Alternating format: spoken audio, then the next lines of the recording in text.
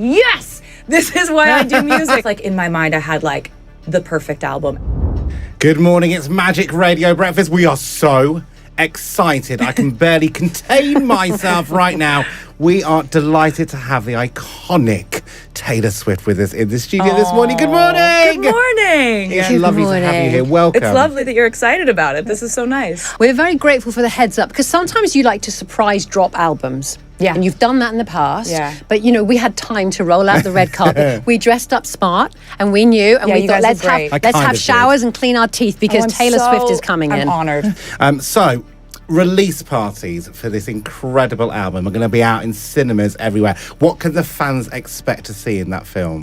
So really, it's kind of a combination of what I used to do these things called secret sessions where I would invite fans to my house, play them the record before it came out, and I'd explain sort of inspirations behind different parts of songs or why I wrote things a certain way before I would play each song. So I kind of give them an inside scoop into what went into writing this particular song, then I'd play it. So it's a combination of that, and it's a music video debut. So it's a premiere of a brand new music video that you can only see in theaters. It's not going to go online immediately. So it's like, I don't know, I was shooting the video and I was directing it, and my camera operator Colin said, like, it's a shame that this isn't going to be seen on like a big screen. It's such a massive production. And I just was like, you're right. To the new music, like, have me explain what I wrote it about, and also you see a brand new music video and behind the scenes content of how we made the music video. It's brilliant. I mean, everyone's going to love that. And also what's exciting about the new album is you're back together working with Max Martin, who you worked with on the incredible 1989 album, one of my favorite albums of all time. Oh, thank you. Has it got a similar vibe? And we have been lucky enough to listen to some tracks already before we met you. I mean, what do you think? I think it's pretty different from 1989. Yes, I thought some of the tracks do have a slight 80s vibe to them. Would that be fair to say? Yeah, some of the synths that we use, for sure. I mean, sorry, I'm interrupting you. No, you're right. I was agreeing with you. I loved the songs. I thought also, because you're very famous, of course, for writing from the heart. Things like Wish List I found very emotional. It's amazing. Oh, thank you. Oh, that one literally I'm really happy that you me. liked that one, because that was like the one that made me know we were done with the record. Oh, really? As soon as we finished that song, I was like, boys, we're done. Desperate to ask you a question, which is, how do you know when you're done with an album? How do you know? Well, with this album, I was very specific about the vision for it being a short, concise, like almost like in my mind, I had like the perfect album as a idea, right? Like perfection is unattainable. We know that conceptually it's like a problematic thing to think about perfect. But I meant perfect in the idea of like each song has a place. It can't be swapped out with anything else. It fits perfectly together, right? So that's when I knew that we had made, in my mind, the perfect album for this moment in my life, was when we wrote Wishlist, because it really does get me too. Like it's really emotional. It's a very accurate stance on where I'm at in life. And like, so I just, like, it was a feeling. It was a feeling of like, we're done now. Sometimes I've written very sprawling albums before where I just couldn't stop writing. And there's something to that too, if that's the project you're making, but this was not that. You are unstoppable. I mean, when do you find the time? You've had the Eras tour, which broke all kinds of records, and then you come out with this. I mean, when do you write? So this was happening at the same time as the Eras tour. When I was on tour in Europe last summer, it was the point in the tour where we had so many shows so frequently. I was getting sick a lot. I was always like physically sore, but I had reached the point in the show where I could do it muscle memory. So I needed something to wake my brain back up. I was like, I need something that like puts. So you're writing an album, just gonna write an album. Honestly, like it felt like I was so physically exhausted from the shows, but being mentally and sort of like emotionally stimulated by making this music got me to the point where like I was so excited to step back on stage because. By the way, thank you. Is there a standout lyric in this entire album that you can think of instantly? You go, actually, that's where I am. That's what I'm most proud of. That's what I love. That's my messaging. Weirdly, like there are lines that I think represent the way I write songs. Yeah. Like, it's not something that I think represents like who I am as a person, because this is very much a song that's written in character. There's a song called Father Figure, where the first line of the second verse says, I pay the check before it kisses the mahogany grain. Yeah. And I'm like, that's my favorite type of writing, right? Yeah. Where you have to think about, wait, what do those words mean? Oh, somebody got the bill before it hit the table, but you say kisses the mahogany grain. I'm like, okay, that's my favorite type of stuff to write. But there are some lines in the song The Life of a Showgirl that are very much sort of like the manifesto of how I've had to operate within this industry. It's a song about meeting one of your sort of idols, and they, instead of being what you thought they would be, they warn you against following in their footsteps, because they just want to be honest with you about how hard this industry is, and you do it anyway. I think that's sort of like the manifesto of like how I approached this tour. There wasn't the option of, if I'm sick, I'm not going on stage. Right. There wasn't an option of, I'm feeling terrible, I'm not doing the show tonight. And so every one of us on that tour operated from that standpoint of like, the crowd is your king. Yeah. Like, it's not the other way around. We're going to play Fate of Ophelia now. It's a first play for us on Magic. What can you tell us about this song, and we'll play it? I think that this song has some of like my favorite moments in it. Like, there's this post-hook section that goes, keep it 100 on the land, the sea, the sky, pledge allegiance to your hands, your team, your vibes. And when we wrote that in the studio, I was like, yes! This is why I do music, like the way I feel when this part of the song happens. But this is a song about feeling for a long time like you might have met a similar fate to Ophelia, who was driven mad over the years slowly by love.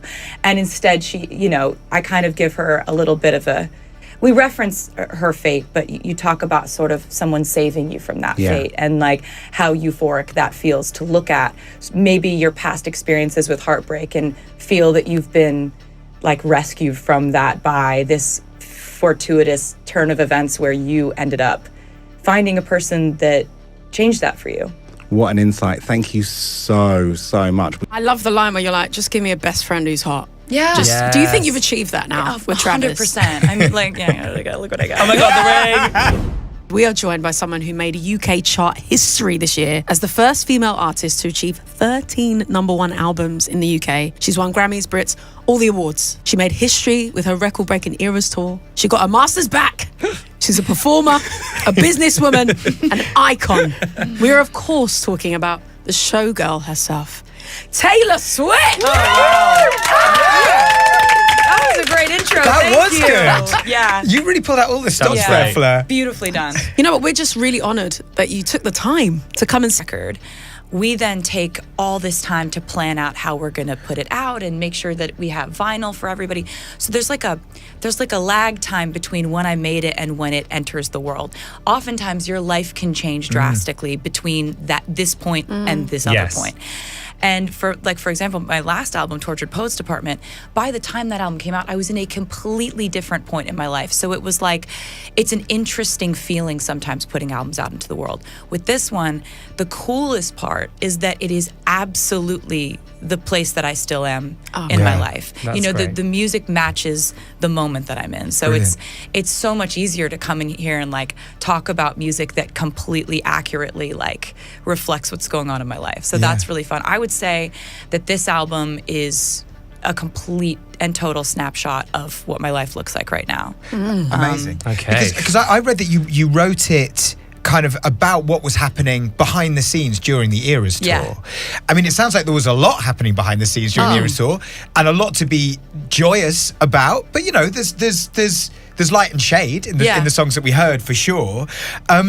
Like that tour being so huge for so many people.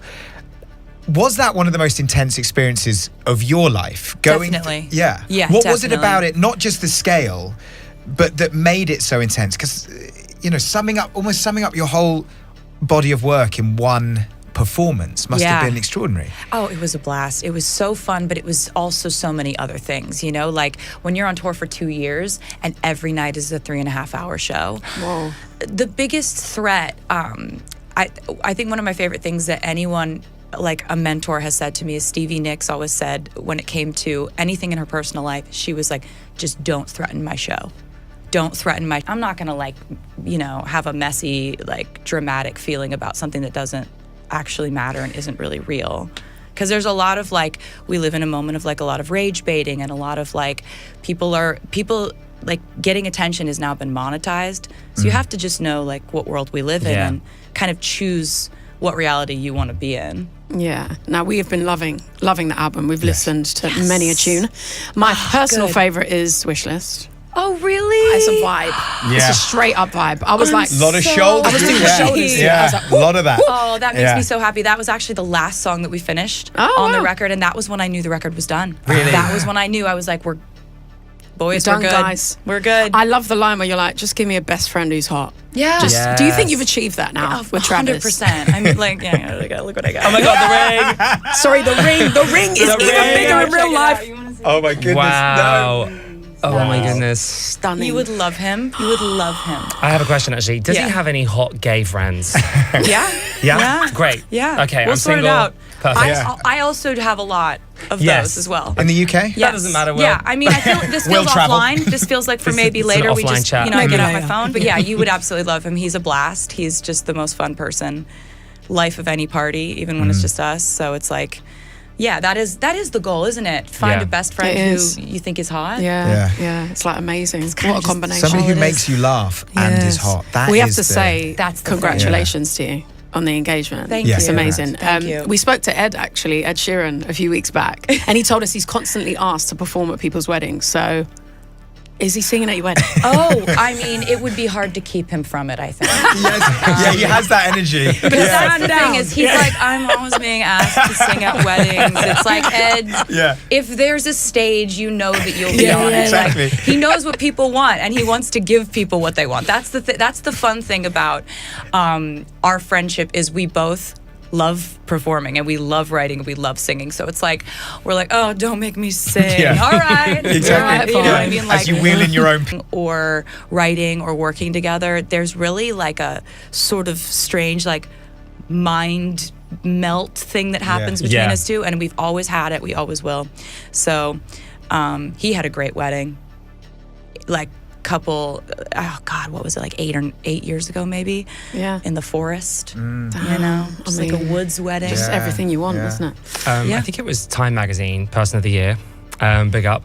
They said your lyrics give women and girls permission to know that their internal voice matters, and I think that's absolutely where your music comes from. And Opal Light is, I think, the song that we all need right now, because you're saying like it's all right, and a lot of us need that. Is that your intention when you're writing, to like really hit that connection? Thank you for saying that about that song. I'm so glad you like that one. Oh, it's amazing, because you say when you know, but how do you know? Yeah, so that song was so much fun to write because it goes through all these situations where oftentimes in life when we go through something that doesn't work out, whether it's in our personal life or in our friendships or in our career path, we oftentimes look at it as this like major setback, like we've taken a step back. But actually I've found that so many of those instances in my life have, based on how you respond to it, can catapult you forward in growth, in wisdom, in perspective.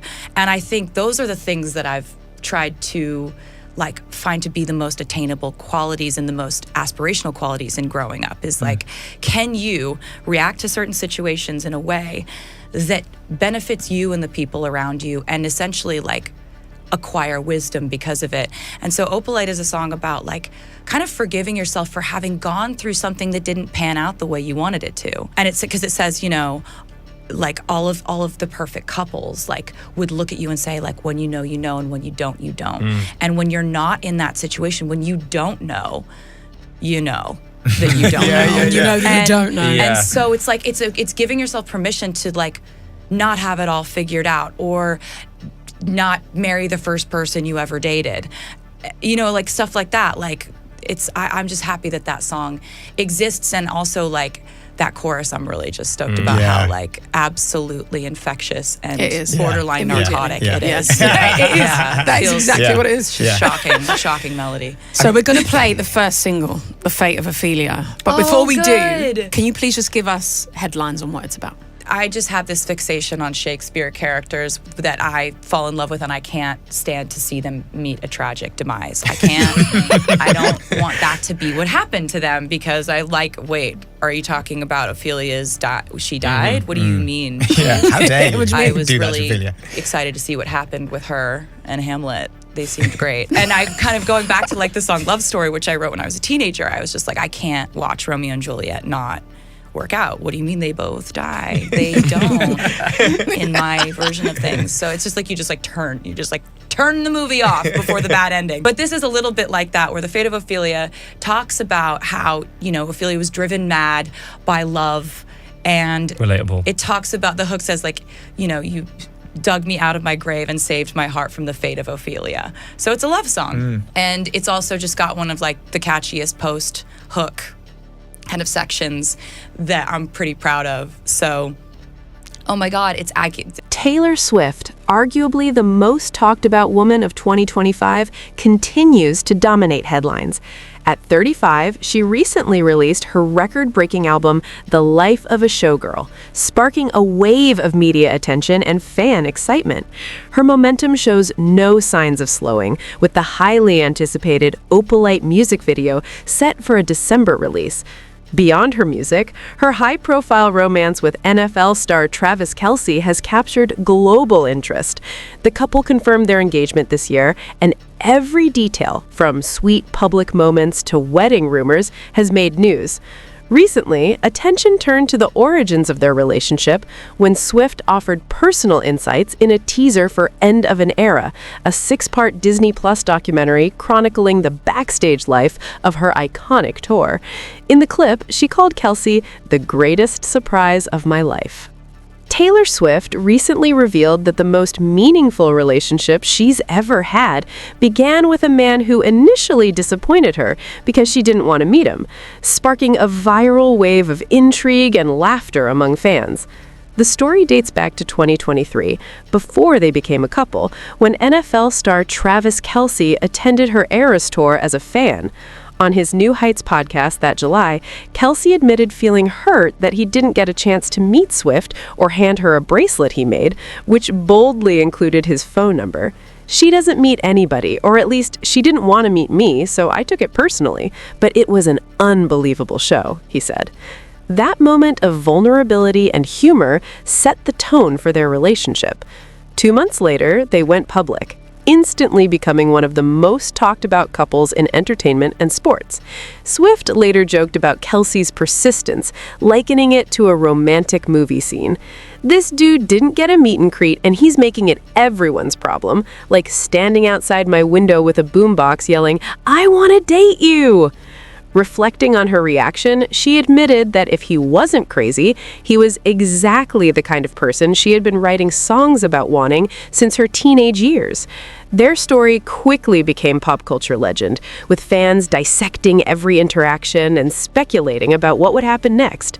Since going public, Swift and Kelsey's bond has only grown stronger, with the couple seen supporting each other at games and concerts, sharing playful banter and loving glances in interviews. Their undeniable chemistry fueling continued public fascination. Exclusive updates on Taylor Swift and Travis Kelsey reveal a couple whose openness and humor have only strengthened their bond amid the pressures of fame. Swift, always candid about her emotions, shared how Kelsey's persistence and playful personality won her over, recalling that his initial podcast confession made her both laugh and curious, evoking the fairy tale moments she had always dreamed about, but never fully believed possible. On the other hand, Kelsey, known for his larger-than-life presence on the football field, embraced the spotlight alongside Swift, often joking about his early disappointment and how fate ultimately worked in his favor. Their story has become a symbol of serendipity and boldness, inspiring fans with Kelsey's willingness to take risks and Swift's openness to unexpected possibilities.